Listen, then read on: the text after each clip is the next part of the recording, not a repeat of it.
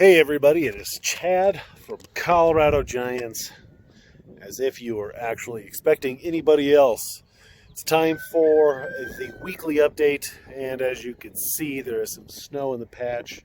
So we got some stuff to talk about. Stick around. All right, so I had really hoped to get a lot accomplished. I'm filming this on Monday. Monday, I usually have about half a day, and then Tuesday I'm off. Excuse me. And I have had a cold, so I stayed home from work. It's not the virus. It's I think just got a flu or a sinus infection or something. I don't have the symptoms. I'm okay. I will live. But last week was beautiful. It was in the 60s and 70s all week long, and then on Thursday we had 11 inches of snow, and that really put a dampening on my plans. So as you can see back there, there is still a lot of snow in the patch. Today's Monday.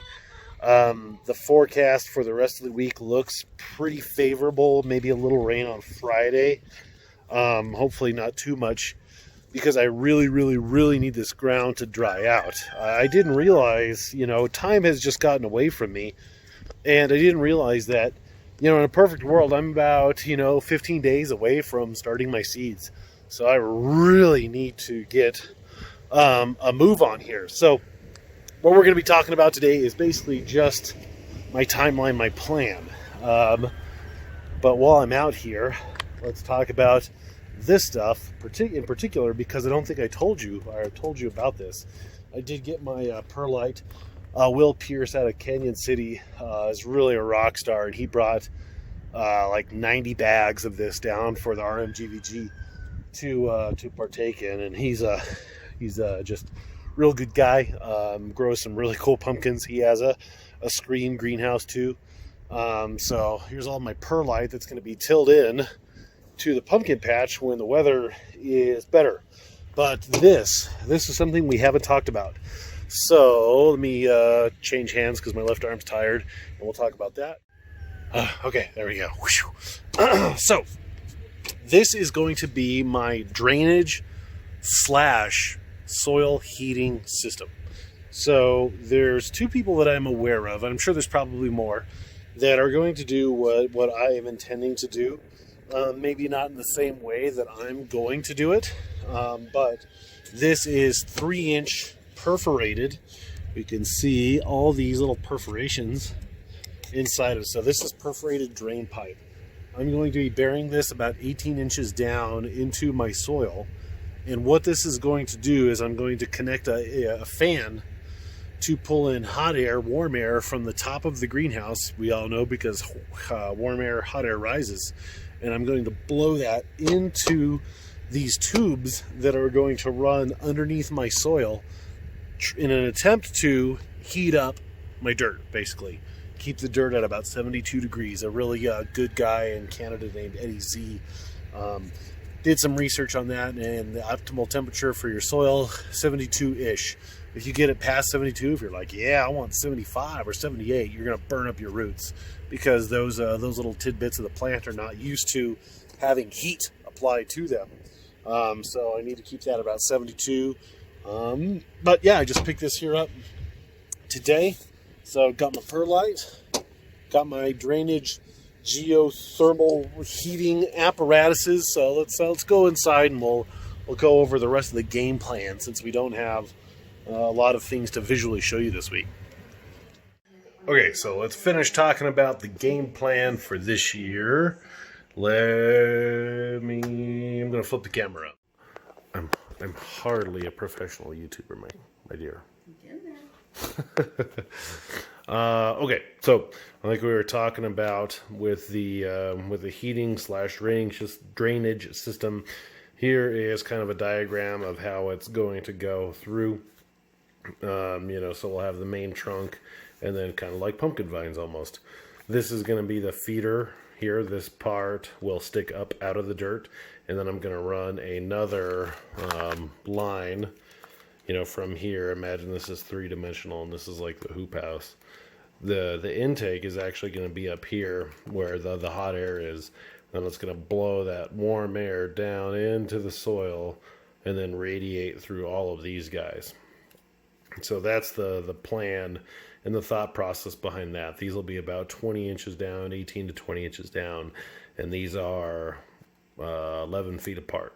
So each one of these is 11 feet apart and then 3 foot in from the end walls. So that is the whatnot about all that. I've had a lot of people asking me about schedule and timeline. So the 26th, that is when the backhoe is coming, the excavator. The excavator is going to dig the trench for for electrical out to the greenhouse, as well as for the what you call it, the water hydrant.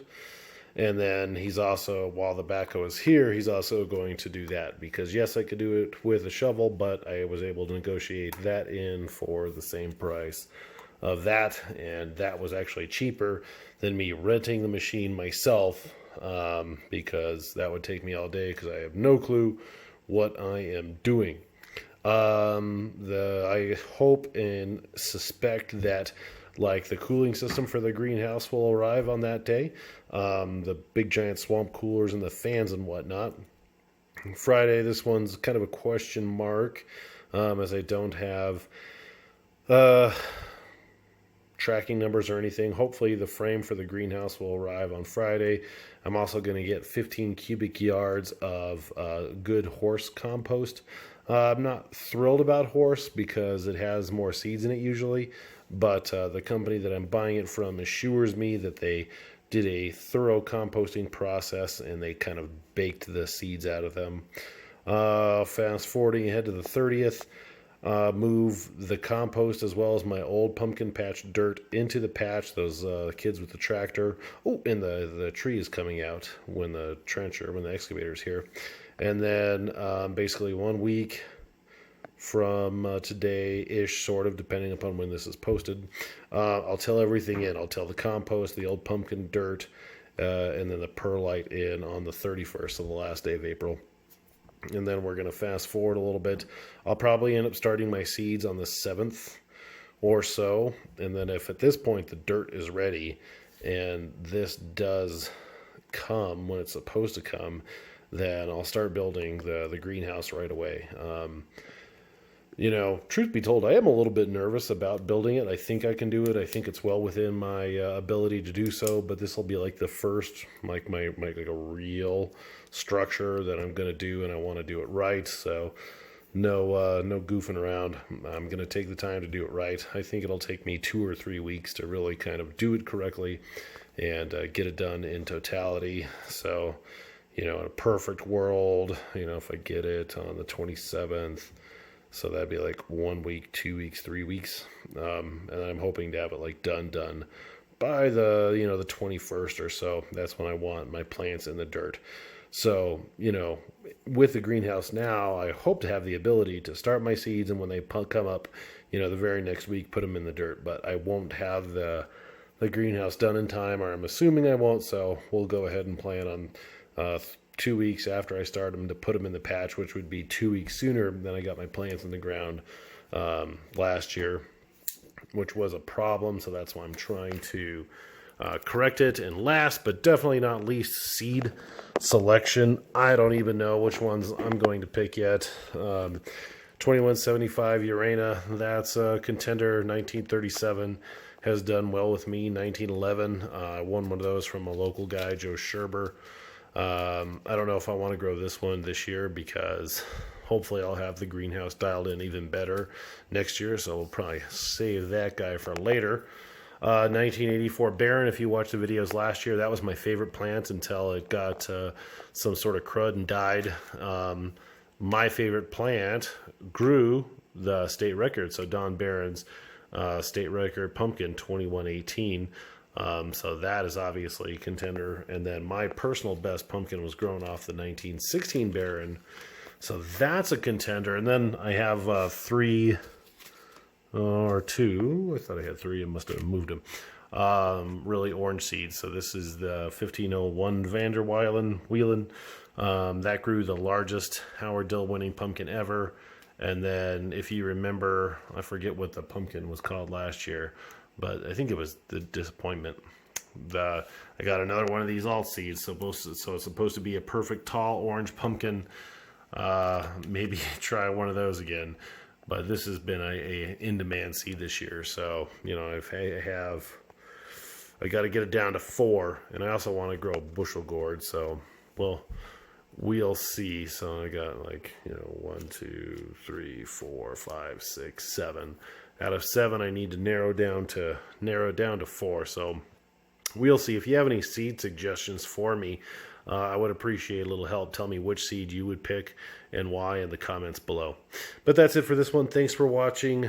Tell a friend, subscribe. Emily, how do we end the videos? Go out and grow a pumpkin. You heard her. With that enthusiasm, get out there, grow yourself a pumpkin.